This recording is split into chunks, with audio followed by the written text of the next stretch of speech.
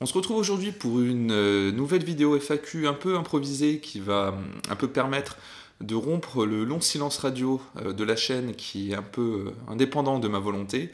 Donc j'ai compilé pas mal de questions qui ont été posées dans les commentaires des différentes vidéos et également j'avais fait un petit post sur l'onglet communauté. Donc voilà, je vais tout mettre en commun et essayer de répondre à la majorité de vos questions. Alors, la première et qui est totalement à propos, c'est pourquoi le rythme de sortie des vidéos n'est pas constant. Bah, c'est assez simple, déjà de 1, c'est pas mon métier de faire des vidéos YouTube, donc quand j'ai du boulot, je peux pas me permettre de sortir une vidéo toutes les 2 semaines, qui est un peu mon rythme de croisière.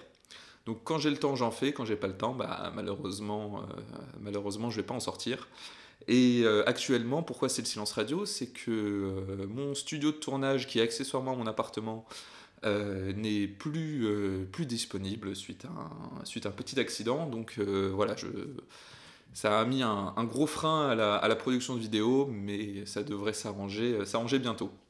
L'autre question qui m'est posée de manière très fréquente, c'est pourquoi je ne filme pas en vrai avec une caméra, où je filme ma tête, et je filme du matériel, des armes, des véhicules, bref de vraies vidéos. Alors, c'est pas que je veux pas, c'est que à l'heure actuelle, j'ai pas forcément l'opportunité de le faire.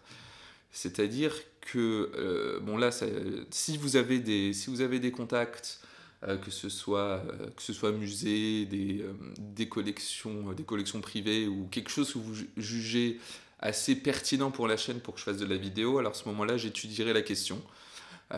Donc si vous avez ça, n'hésitez pas à m'envoyer un petit email, je le mettrai quelque part sur l'écran. Et à ce moment-là, on étudiera la question, on en discutera. Il faudrait que je vois d'un point de vue investissement vidéo, parce que j'ai pas spécialement le matos pour le faire à l'heure actuelle. Et si je dois le faire, j'ai pas envie de le faire uniquement en filmant avec mon téléphone. J'aimerais faire un truc un peu qualitatif. On m'a également dit: «Bah, pourquoi tu fais pas de partenariat avec des musées?» Bah, j'ai fait quelques demandes. Pour le moment, j'ai pas de retour. Donc là encore, hein, si jamais, vous bossez dans des musées, n'hésitez pas. Moi, je rêverais de faire une petite vidéo au musée des Invalides, hein, parce qu'ils ont de très belles pièces. Donc voilà.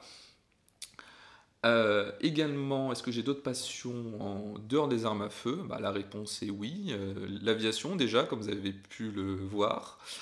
Également l'horlogerie, qui est un sujet que j'étudie en ce moment, et plein d'autres trucs également. Je sais pas si je ferai des vidéos totalement déconnectées du monde militaire, c'est pas improbable, mais c'est pas la priorité actuelle.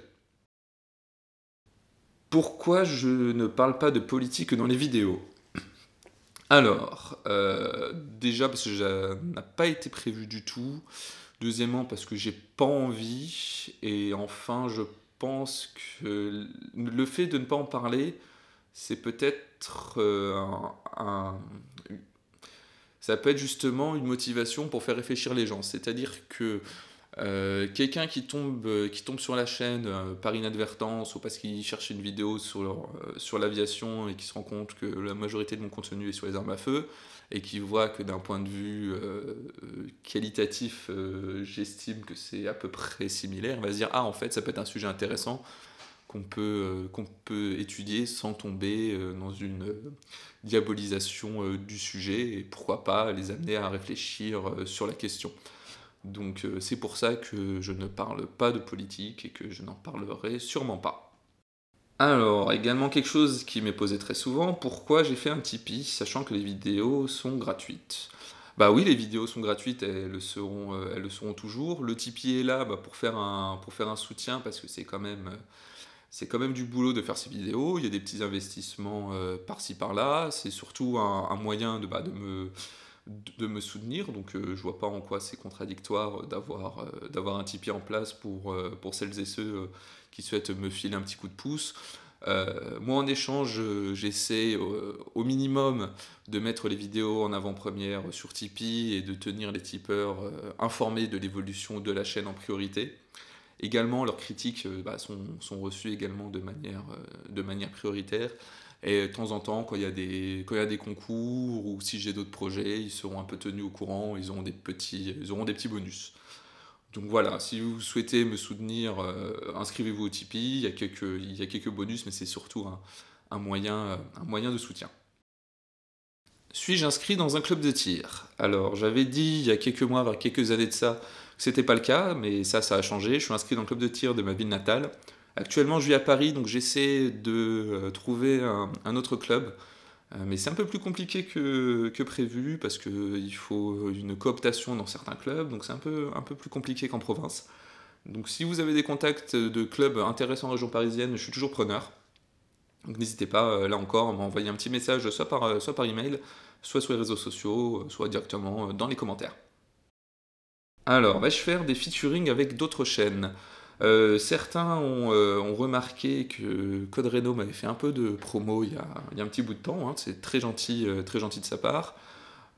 Également, on échange de manière cordiale également. Après, il n'y a pas de projet de featuring, que ce soit avec lui ou d'autres youtubeurs. Je suis pas contre, faudrait juste voir ce qu'on fait pour ne pas dénaturer la chaîne ni la leur. Donc non, non, je suis pas fermé à cette idée si c'est bien fait. Alors, est-ce que le matos pour les vidéos a changé? Bah, pas tant que ça. Je monte les vidéos toujours avec le même PC qui a désormais 6 ans, mais qui continue de marcher. Pour ce qui est du micro, bah, vous avez dû voir quand même une nette amélioration à un moment, parce que voilà, j'ai investi dans un micro beaucoup plus sympa, pour ceux qui veulent savoir ce que c'est un Rode NT-USB.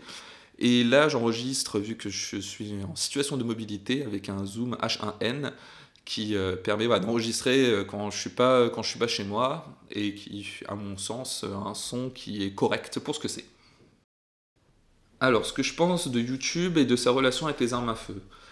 Euh, c'est sûr que YouTube et Google ne sont pas très intéressés par ce sujet-là. Je ne sais pas si le fait que la monétisation de la chaîne a mis limite un an ou plus à être validée, mais c'est vrai que c'est un sujet sensible pour YouTube et que du jour au lendemain, ils peuvent très bien me dire, bon bah écoute, ta monétisation, on te l'arrête, parce que ce qui est déjà le cas, c'est qu'à chaque fois que je sors une vidéo, elle est démonétisée, je suis obligé de faire une redemande manuelle pour qu'on la valide. Évidemment, on ne me donne pas la raison pour laquelle ça a été démonétisé. Donc oui, c'est un sujet compliqué, surtout aux États-Unis. Bon, bah, c'est clair que YouTube n'est pas un fervent défenseur du second amendement aux États-Unis. En France, je sais pas trop, parce que c'est pas non plus une très grosse communauté. Mais c'est sûr qu'il y a toujours un risque, non pas d'être striké, mais au moins démonétisé de manière arbitraire.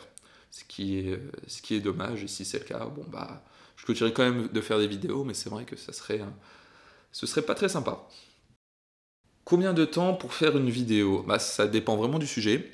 Si c'est un sujet que je connais déjà, ça peut être plutôt rapide, mais la partie qui va mettre le plus de temps, c'est la recherche et le montage. L'enregistrement, c'est assez rapide, même si c'est la partie que j'aime le moins. Et en règle générale, si je devais tout compiler, il faudrait à peu près entre une demi-heure et une heure de travail par minute produite. C'est un peu le résultat de mes calculs. Donc comme ça, vous pouvez voir combien, combien de temps nécessaire pour chaque vidéo. Pourquoi je parle peu des armes russes? Parce que c'est compliqué de trouver des informations vraiment intéressantes. Il y a moins de documentation que pour des armes allemandes, américaines ou françaises. Donc là encore, hein, si vous avez de bons bouquins à conseiller, je suis totalement preneur. Parce que j'aimerais bien en faire, mais j'ai pas envie de répéter ce que l'on sait déjà, ou uniquement des choses très basiques. Donc voilà, n'hésitez pas à me faire parvenir une belle bibliographie sur l'armement soviétique et l'armement russe. D'ailleurs, en parlant de livres, on me demande est-ce que j'ai des livres à conseiller. Oui, ben, il y a tous les bouquins écrits ou coécrits par Jean Huon qui sont vraiment excellents. J'ai pu en lire quelques-uns, j'en ai rajouté quelques-uns à ma collection, notamment sur le MAS 49, les mitrailleuses françaises et le fusil Lebel, que je recommande chaudement. Je pense pas faire de critique de bouquins, parce que je sais pas trop si ça a un intérêt, mais allez-y les yeux fermés. Voilà, donc je vous conseille ces bouquins, et là encore, hein, si vous avez des bouquins peut-être un peu moins connus qui vous semblent intéressants, envoyez-moi un petit message, je serai très content d'y jeter un œil. Pourquoi je ne parle pas souvent d'armes modernes comme les pistolets Glock, Smith Wesson MNP, etc. Parce que c'est moins intéressant, je trouve, mécaniquement, c'est un peu tous les mêmes. Ça là, ce sont des pistolets qui ont à peu près le même mécanisme, dont la carcasse est en polymère, donc il n'y a pas grand-chose à dire comparé à d'autres armes plus historiques. À mon avis, ce genre d'armes, si j'ai l'occasion d'en filmer au stand de tir, ça sera plus intéressant de les montrer en action, de leur montrer leur raison d'être, plutôt que de faire une vidéo historique. Voilà. Ce que je pense de l'abandon du Beretta M9 pour le Sig Sauer aux États-Unis, et c'est aussi un parallèle de ce qui se passe en France avec le changement de pistolet, j'en pense que pour le cas français, on va mettre tout ce qui est politique de fabrication française, fabrication locale à part. C'est une bonne chose parce que très honnêtement, le pistolet n'a pas vraiment de réel impact pour le soldat, donc s'il peut être toujours fiable au cas où, mais le plus léger possible, c'est très bien. Et avoir une arme en carcasse en polymère va permettre de réduire le poids de la charge utile des soldats, donc c'est très positif. Vais-je faire des vidéos sur les chars? Non, c'est pas prévu parce que j'y connais absolument rien en char, donc tant que je n'y connais pas assez, je ne ferai pas de vidéo. Alors, deux questions sur le bullpup. Déjà, la première, pourquoi il n'y a pas ou peu de pistolets mitrailleurs en configuration bullpup? C'est vrai, il n'y en a pas beaucoup. L'un des seuls qui me viennent en tête, c'est le Steyr, qui est une version de log, mais qui est aménagée en 9 mm. La raison pour laquelle c'est ce bullpup qui est en 9 mm, à mon avis, c'est parce qu'il a été déjà développé en 5,56, donc ça permettait d'étendre la gamme.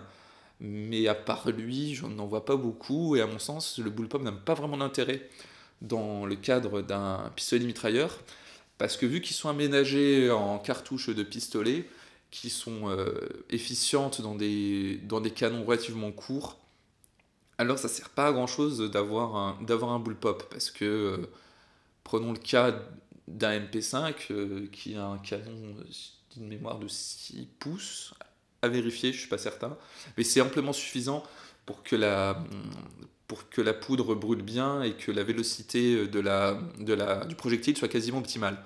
Donc avoir un canon plus long n'a pas vraiment d'utilité, donc un bullpup ne sert pas à grand chose. Alors, avec l'abandon du FAMAS pour le HK416, qu'en est-il de l'avenir du bullpup? L'avenir du bullpup, honnêtement, je le vois pas très mainstream, disons ça. Je suis pas un fervent défenseur de ce concept, il a une utilité, mais il a aussi beaucoup de compromis, notamment ergonomiques.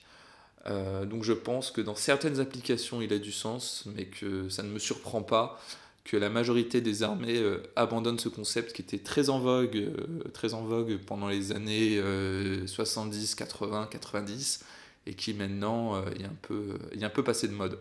Donc ça ne me surprend pas, et ce n'est pas un problème. C'est pas parce qu'une arme n'est pas un bullpup qu'elle est forcément moins bien. Quelquefois, bien au contraire, mais vaut une arme plus simple, plus basique, mais ergonomiquement plus simple d'utilisation. Quelles sont les futures innovations dans les armes à feu? Alors déjà, c'est vrai que depuis les années 60, on a peu atteint un plateau technologique, qu'on voit comment était l'AR-10 et l'AR-15 et ce qu'a donné toute la série des M16 et M4, donc, qui ont été développés fin 60 et surtout adoptés dans les années 70. Il n'y a pas beaucoup de modifications purement techniques. La dernière grosse innovation, ça va être surtout sur les optiques. Maintenant, c'est quasiment standard d'avoir d'avoir une optique sur une arme, donc surtout sur les fusils.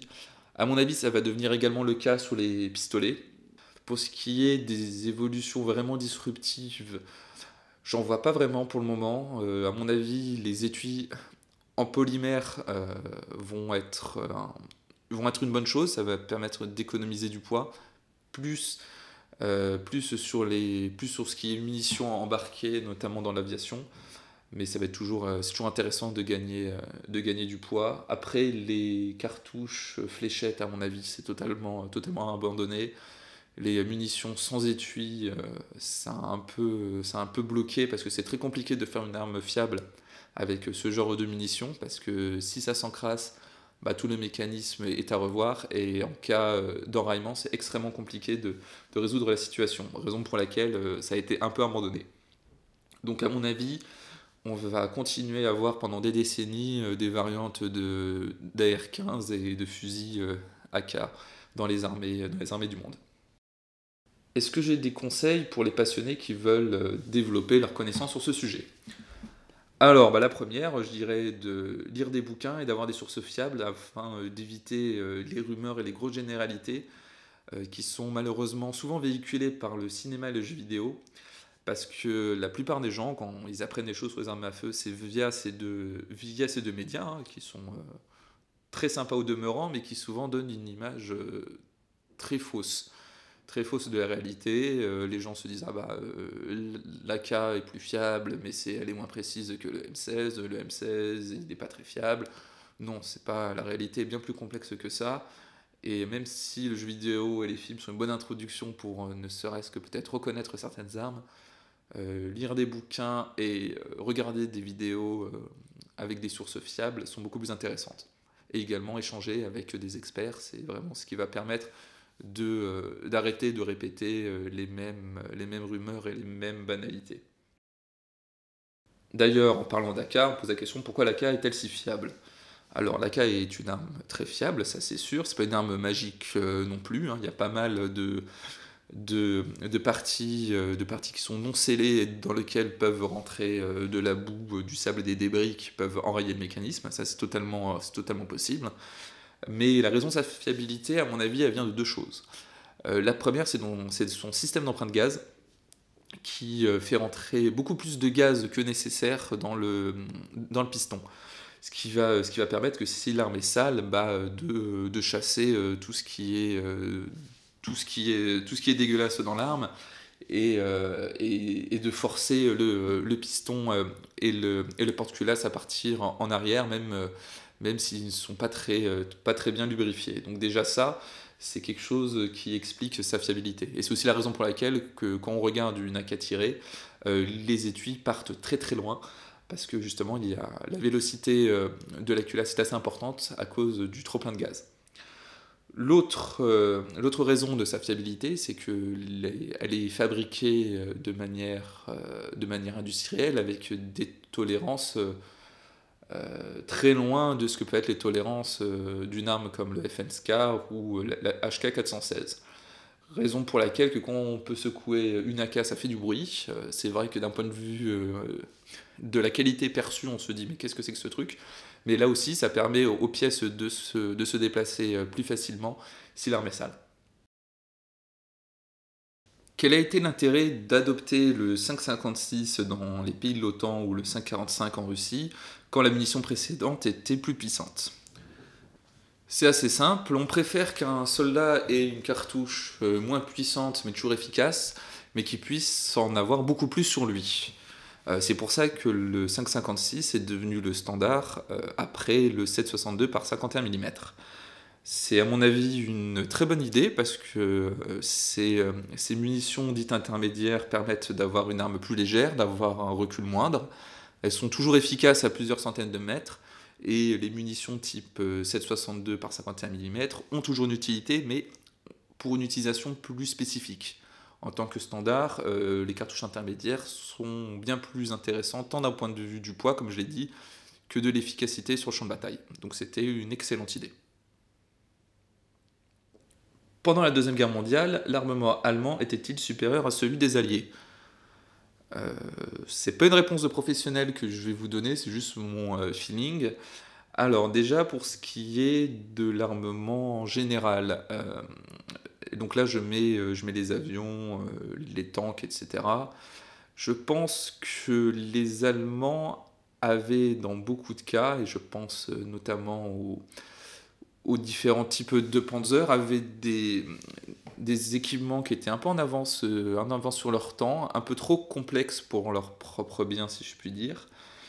Alors que les Alliés avaient quelquefois une vision plus pragmatique, notamment avec le cas du tank Sherman, qui est simple, qui n'était pas le plus puissant, mais qu'on pouvait fabriquer en nombre. Donc c'était deux optiques totalement différentes. Pour ce qui est des armes légères, alors, même si je pense fondamentalement que le Sturmgewehr 44 a été une véritable révolution dans le domaine des armes à feu, il est arrivé bien trop tard et n'a pas été présent de manière suffisante, non pas pour changer le cours de la guerre, parce que ça n'aurait pas changé, mais pour être vraiment quelque chose de disruptif sur le champ de bataille. Donc l'équipement allemand et l'équipement allié un peu se vaut parce que ok le Sturmgewehr était vraiment à la pointe de la technologie à la moitié des années 40, mais le M1 Garand américain était exceptionnellement efficace comparé aux fusils à verrou allemands. Donc ça se vaut, j'ai l'impression que les armes allemandes étaient un peu plus complexes et un peu plus intéressantes, notamment le MP40, comparé au M3 ou aux différentes versions du Thompson. Mais elles se valent, c'est juste deux optiques différentes. Mais l'armement allemand est, à mon avis, plus intéressant parce qu'il a nécessité plus de recherche, tout ce qui est acier embouti, tout ce qui est utilisation de bakélite. On ne faisait pas des armes fondamentalement meilleures, mais des armes plus modernes. Donc voilà. Bah, c'est ce qui conclut cette FAQ. Il y avait quand même, je regarde mon petit papier, 23 questions. Donc merci à tous les gens qui ont posé leurs questions dans les commentaires. J'en ferai une autre, à mon avis, dans quelques mois si j'estime que c'est utile. Merci beaucoup pour votre soutien. N'hésitez pas à vous abonner, s'il vous plaît, à la chaîne parce que ça fait vraiment remonter la chaîne d'un point de vue du référencement. Et on se dit à dans pas trop longtemps pour une vidéo un peu plus classique. Merci beaucoup.